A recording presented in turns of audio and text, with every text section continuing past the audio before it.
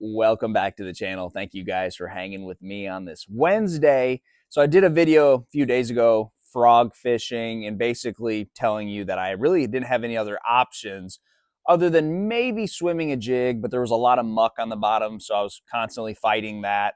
That frog was my only option. I had a lot of fish that were spawning, so I was trying to keep that frog in that area. There was a lot of wind, and maybe it wasn't my only option. You know, you could pitch a Texas rig, but again, there was all kinds of scum that would be clogging up my hook and my weight and be an ordeal trying to fish through all that. So this is something that we do down in Florida. This is a Magnum speed worm. I got it rigged up on a 4/0 Superline hook. And basically you're going to throw this on the same rod that you would fish a frog on. And braided line, high-speed reel, the same setup. But this you can buzz on the surface. And you could, instead of using this Magnum Speedworm, you could put a skinny dipper on there, and I would still go with that 4/0 Superline hook. It's 50-pound braid. Now, to add weight to this, or a skinny dipper, you could throw either, and I like that 4/0 hook on the skinny dipper as well. Superline being very key is these screw-in weights. I think they're originally called a Florida weight, but all it is a bullet weight with a little piece of plastic tubing and a spring. And I go up as heavy as a 3/16 at times. So there's my 3/16, and it's got that screw in. I feel like the screw in keeps that bait running a little truer than if you were to peg a bullet weight, but you can peg a bullet weight on there as well.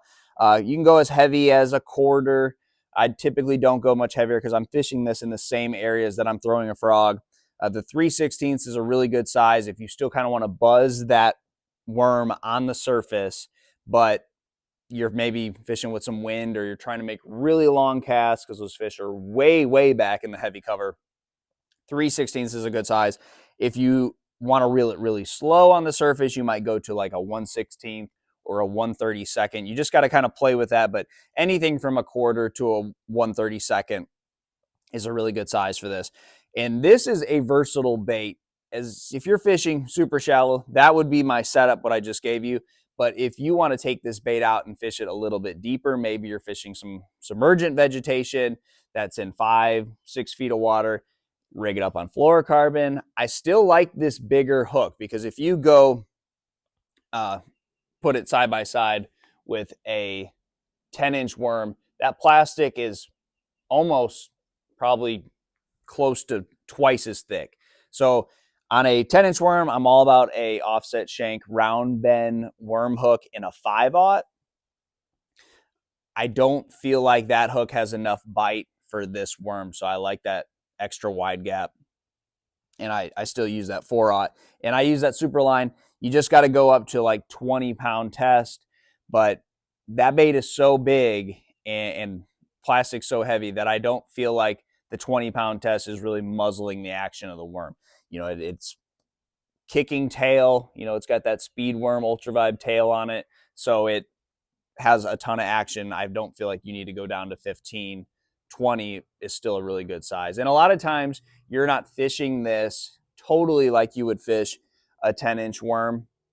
You're more so swimming it over the top of grass. But the big key when you rig this is here's the way the bait's going to sit in the water. Have that pointy end down. So I'll show you real quick. So here is the, I guess you would call the pointy end of the worm.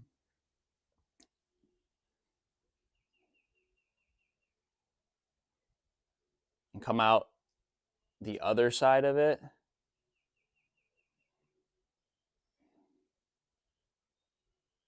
And then rig it up to where, just rigged it up backwards. I'm a little bit off. But there's a seam in the worm that runs right with the pointy end. Find that seam. This is kind of an old worm that I look like I've been throwing for a little bit. Find that seam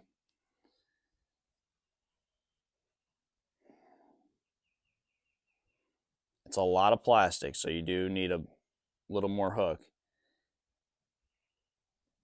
And there you go. You want that. That's going to make that bait kick and buzz on the surface if you're going to fish it with a frog. So sometimes you'll slow down, throw a frog, and then maybe if you want to fish a little bit faster, cover a little bit more water, this Florida Trick Magnum Speedworm. And then if you want to fish a little bit deeper, you can do that as well.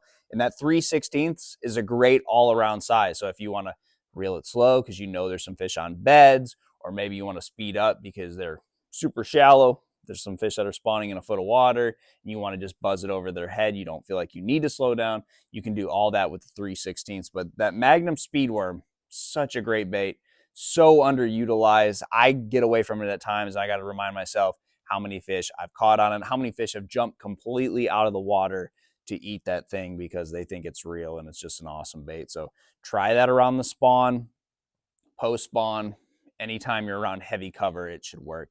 Good luck to you guys, and I'll see you on the water.